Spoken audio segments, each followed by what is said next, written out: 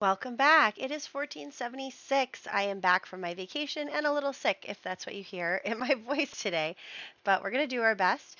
So, yeah, I honestly, I have to get reacquainted with everything that's going on. But, um, yeah, last time we did introduce some new Sims for Dante and Nina to play with. So I'm really excited about continuing on with that. And I also added some more Sims, which I will explain to you in just a second. But first, let's do our roles.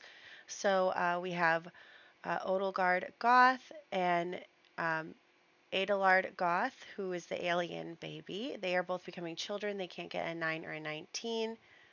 Let's refresh all of these pages. Okay, so, oops. Okay, well, I guess. Oh no! Odelgard and Adelard. Did he just die for real? Both the alien kids died. Well, okay. I can't believe that happened. I'm just going to accept it, I guess. Then we have Frost and Helen becoming young adults. No 2, 6, 11, 13, 14. Frost. Ugh. Okay, the second one survived. I can't believe Frost just died. Wait, is Frost married?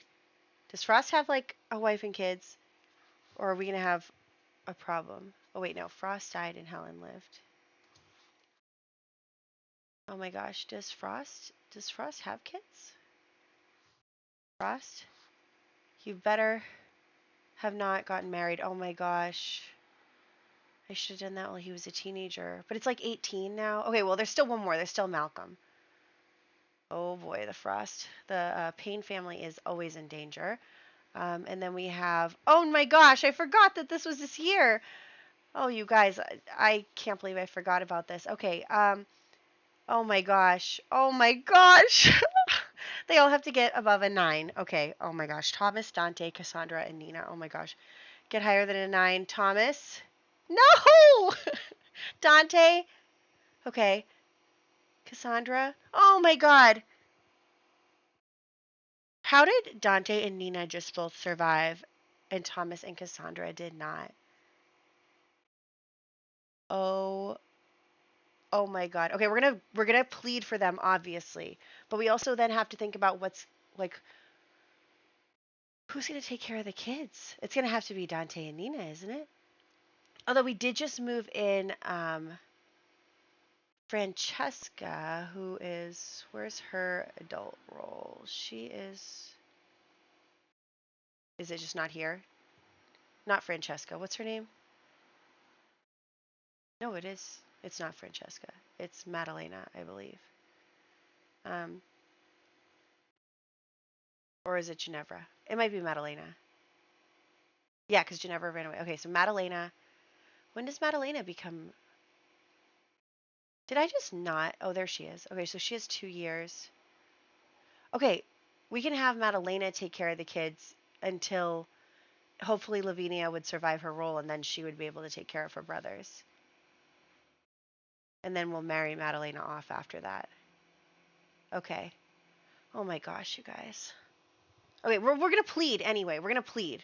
So hopefully pleading handles this problem. Oh my gosh. This is not how I want to come back to this. Okay, let's talk about some new Sims I just added into the world. Over here. Okay, so here they are. They are from Pink Sugar 90. I actually added these Sims in before I went on vacation because I thought I was going to be able to get more done. But here they are now. We have the Earl and Countess Dakra. They are a minor house in the city of Windenburg. Having only recently received their title, they are still on the outskirts of noble society. Perhaps they can make friends with the new family, the Larkins. They do have children around the same age. Their children are a little young at this point, but they are close enough in age. Yeah, oh my gosh. Okay, so yeah, I'm excited about that. We have a new family to talk to, an Earl. That's very exciting. And we'll get to know them today a little bit as well. Hopefully, Thomas and Cassandra, or at least one of them, survives this this rolling situation or this pleading situation.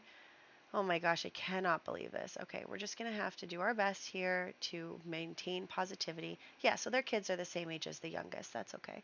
Oh Oh my gosh. And then honestly, I haven't checked yet about some of the new Sims that you guys have added since I've been on vacation. I'm excited to check that out. I'm super excited to add them all into the game. I just like to add them in one by one just because I feel like that gives them the attention that they deserve. So I hope that you're excited to see your Sims in here, and let's actually get into the gameplay. Alrighty, so here we are. I am living in fear constantly. So there's that. But let's just start as if we didn't know that we could potentially be losing both Thomas and Cassandra today. So I'm just going to update the estates because of the children and trying to get the other children's estates higher. And then we are going to be continuing to work on the parenting skill with Cassandra because she has the super parent aspiration. And Chinwe just had her baby, so that's really exciting. We are going to name him Balin. And um, that is her second child with her husband, even though, of course, they're kind of on the rocks right now, given that everybody knows about her and Dante, though apparently not everybody knows about him and Nina yet. So we have the kids working on their aspirations to get an A in school, and I'm going to head out so that we can introduce ourselves to the Dakra family. So we are going to meet the Earl and Countess. I believe that's what the wife of an Earl is called. Correct me if I'm wrong. And so we are going to just hire a bartender, have everybody come up, and it's not like an official event, but I'm calling over the whole club. So there is that. So while we're waiting for everyone to get here, might as well have Thomas and Cassandra, dance with each other and stuff. There's Chinwe, although she had the baby, and it says she's not pregnant, so I don't know why she's showing as pregnant. That's a little weird, but we're just going to accept that. And then we'll have everybody dancing and having a good time. I'm going to control Dante a little bit. So I know that we broke up with Chinwe, Dante did, so honestly, I feel like I jumped the gun a little bit there because I should have broken up their marriage before I did that, but there is still time. So what I'm going to have them do, and you can see that Lady Whistledown is reporting on Chinwe and Dante, but what I'm going to do instead is have Dante and Chinwe be friends and have him have her break up with her husband through the neighborhood stories interaction instead. So that is the goal there. And we're meeting the Earl and the Countess, of course. So I'm just having Cassandra chat with the Countess, Rowena, and we're having Thomas chat with the Earl. Of course, at this very moment, my mouse ran out of batteries. So I had to go find a battery, which was a bummer. And also, I don't know what is going on with Thomas, but I leave them all alone for like 5 seconds, and they're all angry. And like, look, he's fighting with the Earl, and that is just like so unlike him. I think it's because now he likes malicious interactions, which was probably a mistake to have him like that. But he is like, they are not getting along, and even though I'm trying to have them get along, it's like not working. So I wonder if they just like have rubbed each other the wrong way to start off with. Cassandra and Rowena seem to be getting along just fine, but I guess the two guys are not, which is really interesting. Yeah, like look, he's angry. What is going on, you guys? Stop it with the mean interactions. I don't know why they're doing that, but maybe they just have like conflicting personalities or something. Maybe maybe the Earl who is trying to get into this society and trying to make friends and stuff, he sees that Thomas is like very sociable and is like in with everybody, and maybe he like came on too strong or something, or maybe Thomas said something a little condescending, like, oh yeah, I can help you, whatever, but like in like a condescending way, and it rubbed him the wrong way. He's like, I'm an Earl. So maybe they just had a little miscommunication type spat thing, and now all of a sudden they don't like each other, which is unfortunate, but we'll see where that goes in the future. Could definitely go somewhere depending on if Thomas lives through this. And then also Lavinia just completed her aspiration. She has an A in school. She also has the 3 positive character traits, so I'm excited about that. And I'm just having Thomas and Cassandra spend a lot of time together before, their potential deaths could be really awful. So I'm just having them, profess their undying love and spend a lot of time together and just really enjoy each other and all of that. Oh, they're close. Of course they are. They love each other so much. They are like literally soulmates. Thomas always wanted to marry someone that he knew that he would want to spend the rest of his life with, that he would never treat the way his father treated his mother. And the two of them are just like a match made in heaven, really. Like they are just, they were friends first and they really care about each other and they love each other and they love their children. And they're just such a perfect couple. So it's really a shame that both and or one of them are, and or maybe none of them are dying today. We'll see if we can't plead for them. So I'm actually going to have them like come out onto the beach and cuddle by the fire and I just really want them to spend time together. Just because, like I said, we might be losing one of them or both of them today. I mean, if the pleading doesn't work, we're losing both of them today. So that's really scary for us.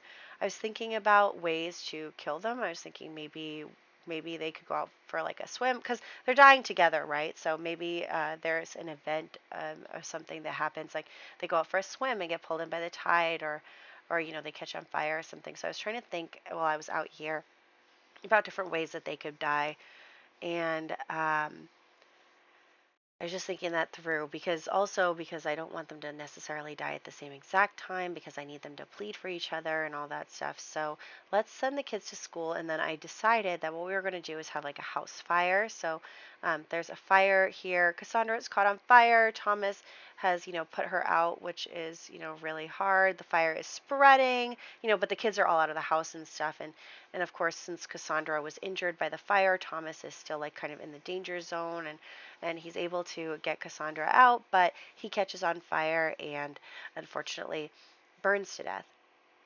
I'm sorry, I'm so stuffy right now. But so Thomas has now burnt to death. So Cassandra is still alive because he had saved her. So she is going to go over to the Grim Reaper and plead for him. She's going to say, please, please, please, is my husband. He's such a good person. He is such a good father. Everybody loves him. Please, please, please. And it works. It works. Grim just spared Thomas. So Grim spared Thomas, and he's like, these Larkins, like he's been dealing with their crap so much, but they're so happy that he survived, and they are just like so grateful that he did. I am so grateful that he survived. Oh my gosh, Thomas. Now we just have to make it so that Cassandra survives. So what I'm thinking is we'll send Cassandra up to get a quick bath. And so what I'm thinking we're going to say happened to Cassandra is that Thomas was able to save her, but she had like a lot of smoke inhalation and stuff. So her lungs were damaged, and so she didn't die right away, but she was like, I guess, suffocating um, slowly. This is really kind of morbid. But there was an episode of Grey's Anatomy about that. Um, so that's why I thought of it. But anyway, so Cassandra like later realizes that she's actually not doing well, and so she she dies, and all the kids are home from school and they saw, oh my gosh, the children are here watching their mother die. And so Thomas pleads for her, and it doesn't work, you guys. It does not work. He wouldn't let us keep Cassandra. So we did lose one of them. We lost Cassandra. Oh my gosh, Thomas is going to be so heartbroken. Like, Thomas is never going to love again. There's no way. So he is just so heartbroken, and he is like really just having a tough time because of losing his wife. And we're going to start a memorial right now so that we can close out this household stuff. I cannot believe this. Oh, we have to tell Bella and Mortimer after they lost Alexander too. Now they lost Cassandra as well, and they're losing their other alien son today. So really all they have left is like their grandchildren. Oh my gosh, it's just awful. So this game, I mean, honestly, this challenge just really is so hard. It's so sad, and like so many things happen, and we're just rolling with it, right? We just have to roll with it. So, but it can be very tragic quite a lot of the time. So here we are, and we are going to put her grave down, and we're going to mourn for her and have everybody mourn for her. She was just like really such an amazing person, and she's been through so much, like when we think about her life and all of that stuff that what do you mean someone around you is attractive? You need to stop that. You just lost your wife like a second ago. But okay, maybe he can be attracted to other Sims, but he's never gonna love again, you know. So anyway, everyone is here mourning for Cassandra. All of her friends and stuff is just really heartbreaking, and the children. And yeah, so Cassandra, she, um, you know, when we met her, she was with Don, and she caught him cheating on her, and you know, her and Thomas really became good friends, and he really helped her through that situation. And then they, you know, started falling in love and got caught kissing each other, and so because of that, they, you know, got married very quickly. And she was just like really, they were like a power couple. They were always there for each other, and they were always supporting each other. And you know, the whole thing with her mother, like even though she said she would go alone, he still went after her to help her. He was not going to leave her alone. And then we had, um, you know, her agreeing to support him by moving to Windenburg to increase their family's influence and stuff. So it's just really was a very special relationship. Their 4 children, just really really sad to see her go.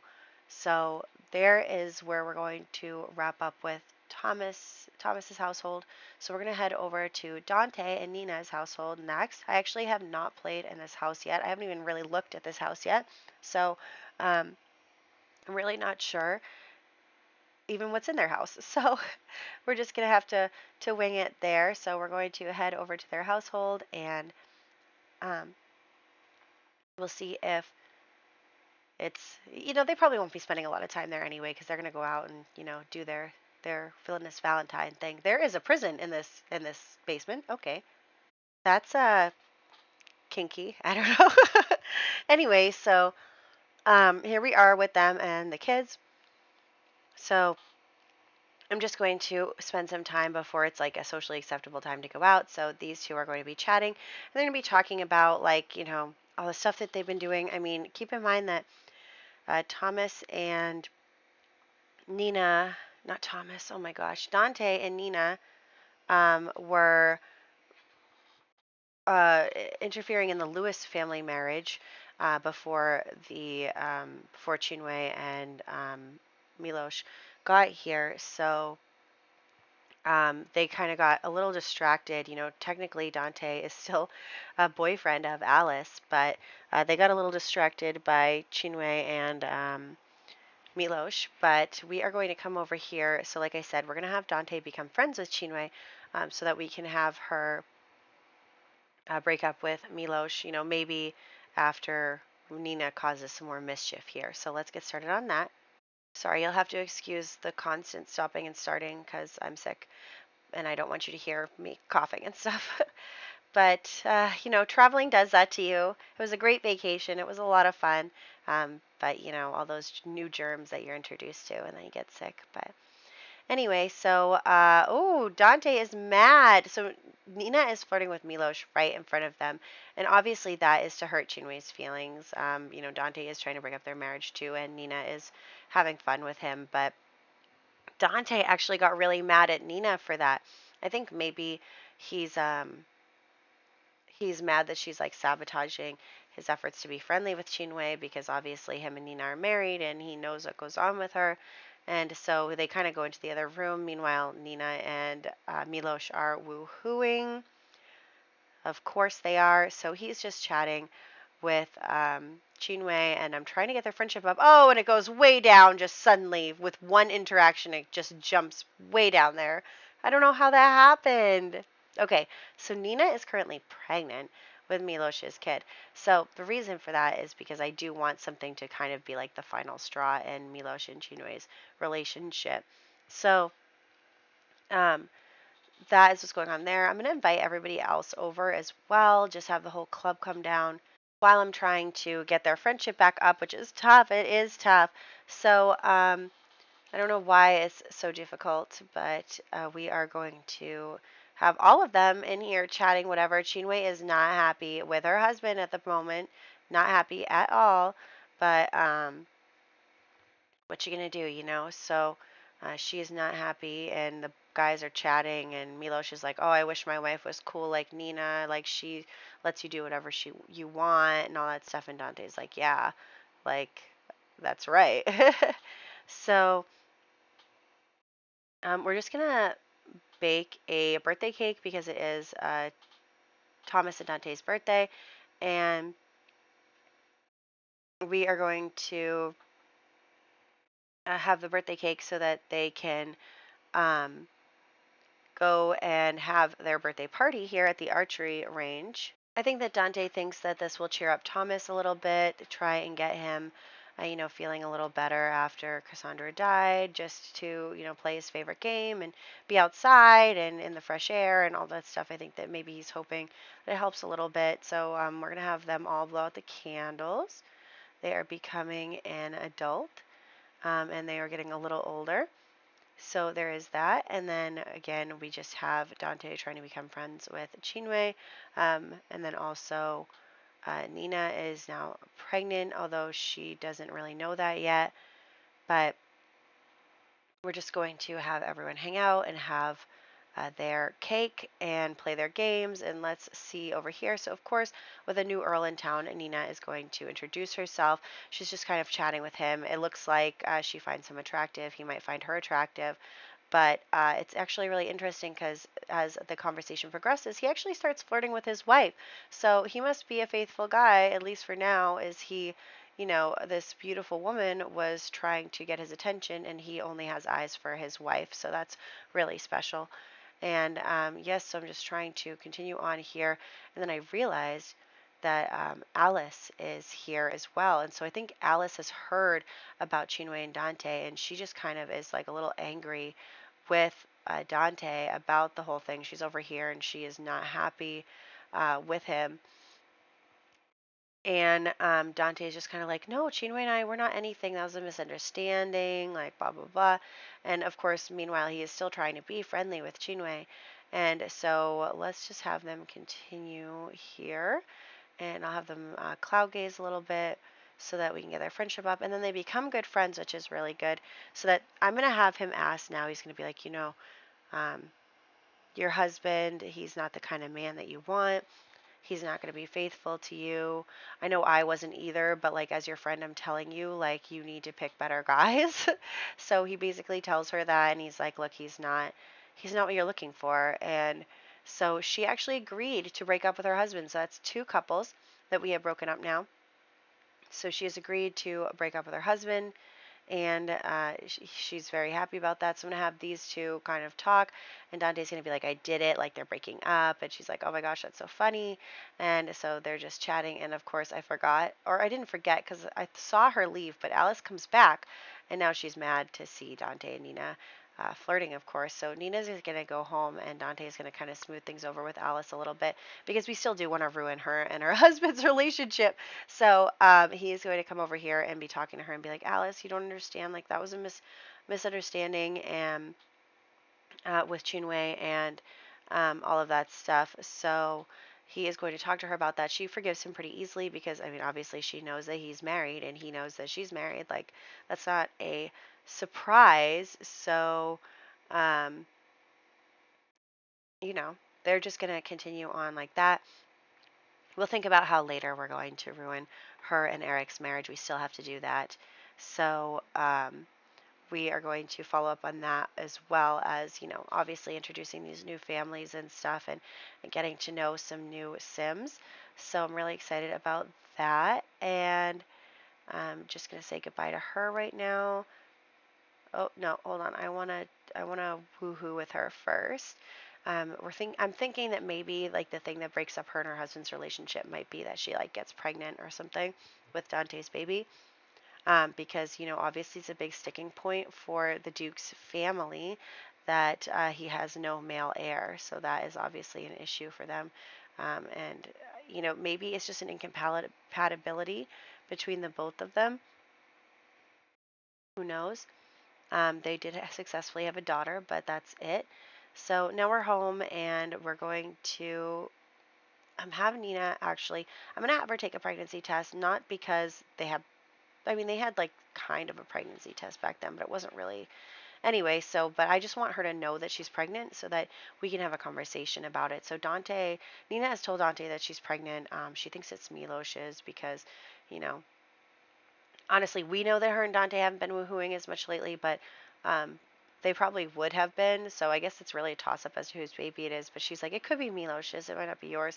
Because they probably use, you know, Simon Hastings's method. So she thinks it might be Milos's, and so Dante is not happy about that. He's like, really? He's like, there's already 3 kids in this house. I hate children. I don't want that. I don't want another kid. And she's like, it's okay. It's okay. Like, she's like, look, it's probably Milos's baby. I'll just make him take it. Like, it's fine. It's not, we don't have to add another baby to this household. And he's like, we'll get rid of the rest of them while you're at it, you know? So he is really not pleased. Um, that there's another child entering the family. He is really frustrated about that because we know he hates children. So that's where we're going to wrap up with the story part of this video. And now I'm just going to go around and we're going to do our maintenance stuff. So Odelgard is now a child, so we have to have her join the club. We also have to kill Adelard. I already killed Frost, as you saw, using MC Command Center. Helen is a young adult, so I just need to get a picture of her. We'll need to give Odelgard a makeover. And then Cassandra's already dead, so I did want to try and give a little bit of signs of aging to some of our Sims. So what I did end up doing was I made Thomas's hair a little lighter because, you know, like people who it's really annoying because I have brown hair. So, you know, when I get grays, it's like very noticeable. They're very contrasting against my dark hair. But for people who are like blonde, they just kind of get blonder and it just kind of, you know, fades away like that. So I did make Thomas's hair a little bit of a lighter shade of blonde to indicate that he is getting older. So that's where we're at, and that's where we're going to wrap up. So I hope that you guys enjoyed this part. I'm really excited to be back to this, and I'm really excited to see all the Sims that you've made. So um, next year we have little Adelaide's birthday, so that's a little nerve-wracking, but hopefully she survives. And we'll see where we go from there. So I hope you enjoyed, and I'll catch you in the next one.